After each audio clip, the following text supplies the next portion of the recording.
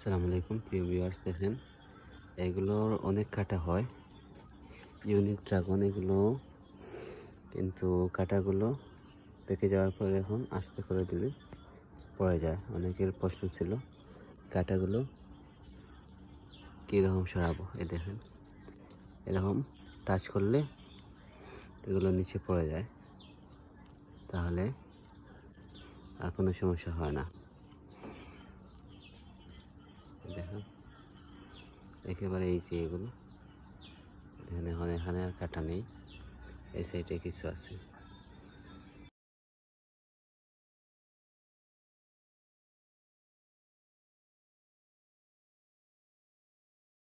এই জাতগুলোর ওজন অনেক কম হয়, দেখেন 105 গ্রাম, এতে বেশি না কিন্তু।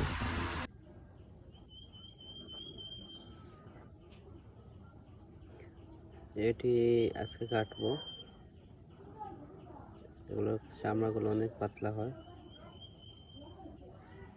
দেখেন কি সুন্দর হোয়াইট ফ্লেশ, অনেক সুন্দর একটি কালার।